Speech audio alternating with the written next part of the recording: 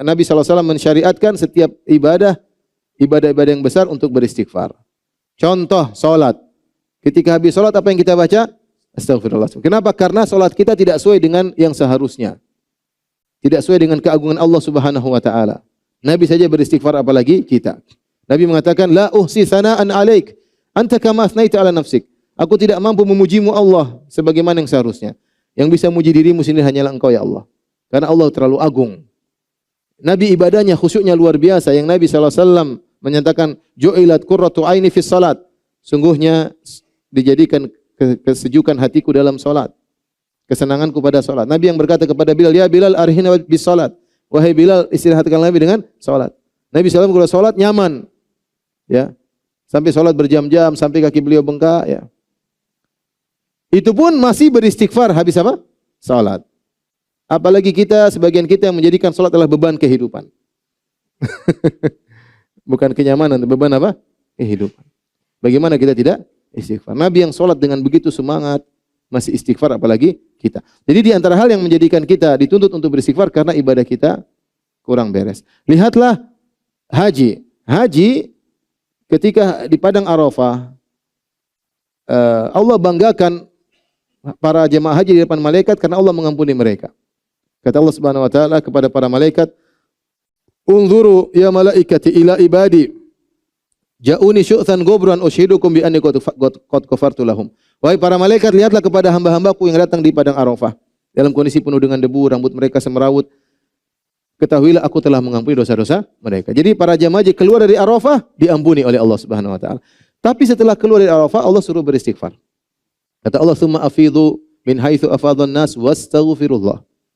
Kemudian bertolaklah kalian meninggalkan Arafah sebagaimana orang meninggalkan Arafah, wastaghfirullah, suruh istighfar. Habis hajian masih disuruh apa? Istighfar. Ya. Kenapa? Karena seorang ibadah penuh dengan kekurangan. Apalagi sebagian orang setelah ibadah timbul ujub. Ya. Lihatlah orang-orang yang setelah salat malam, wabil ashari hum yastaghfirun. Para ahli tafsir mengatakan mereka beristighfar setelah salat malam. Setelah siang mereka puasa bersedekah, malamnya mereka salat malam, penghujung ibadah mereka apa? Beristighfar. Astagfirullah. Artinya mereka bilang, "Ya Allah, masih banyak kesalahan kami dalam menjalankan ibadah kepadamu." Ya. Setelah wudu juga kita disunahkan untuk bertobat. Allahumma ja'alni minat tawabin wa ja'alni minal mutatahhirin. Ya. Bahkan Nabi SAW yang berdakwah selama 23 tahun, yang tidak pernah istirahat, sejak Allah mengatakan, "Ya ayyuhal muddathir kum fa'anzir," wahai yang berselimut bangunlah, beri peringatan. Rasulullah tidak pernah beristirahat. Siapa yang baca sirah Nabi dia tahu Nabi tidak pernah beristirahat. Dari kum fa'anzir sampai Nabi SAW meninggal tidak pernah beristirahat. Dari suatu kegiatan-kegiatan lainnya dan seterusnya. Di penghujung dakwah Nabi SAW Allah suruh istighfar. Idza ja'a nasrullahi wal fath wa ra'aitan nasa yadkhuluna fi dinillahi afwaja wasabbih bihamdi rabbika wastaghfirhu. Ketika Nabi sukses. Allah mengatakan jika telah datang pertolongan Allah dan kemenangan Allah, engkau melihat orang sudah masuk dalam agama Allah berbondong-bondong. Fasabbih bihamdi rabbika wastaghfirhu.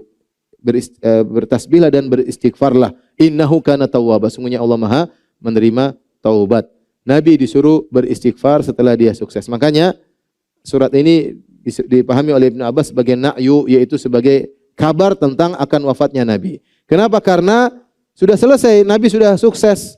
Orang sudah masuk Islam semuanya, berbondong-bondong, terus tugas Nabi apa lagi? Kalau gitu Nabi tugasnya sudah selesai, saatnya Nabi dipanggil oleh Allah Subhanahu wa taala. Di penghujung kehidupan Nabi, Nabi kemudian yata'awwalul Quran, kata Aisyah, Rasulullah sallallahu alaihi wasallam menjalankan perintah Allah, sabbih bihamdi rabbika wastaghfirhu, maka Nabi ruku dan sujud dengan baca subhanakallahumma rabbana wa bihamdika Allahumma ighfirli. Menggabungkan antara tasbih dengan istighfar kepada Allah Subhanahu wa taala. Itu Nabi yang dakwah 23 tahun penuh dengan keikhlasan, tidak mengharapkan dunia sama sekali, bersabar dengan berbagai macam gangguan, terluka, dilempari, dihina, macam-macam, itu pun disuruh istighfar. Apalagi kita yang dakwahnya begini-begini ya.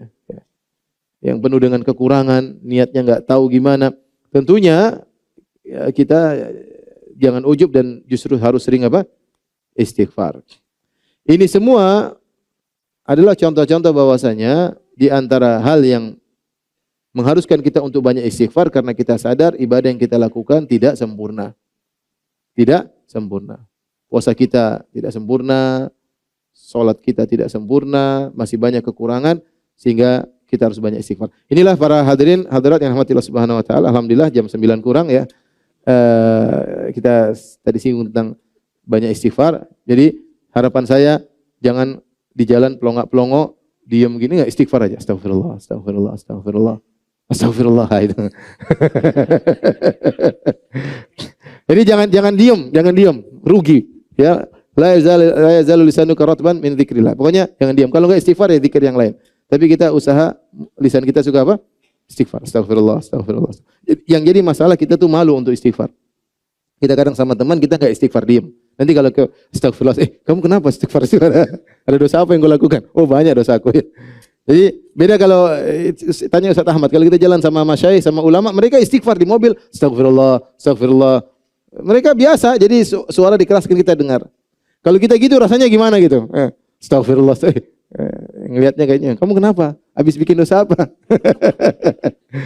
Jadi jangan lupa untuk banyak istighfar.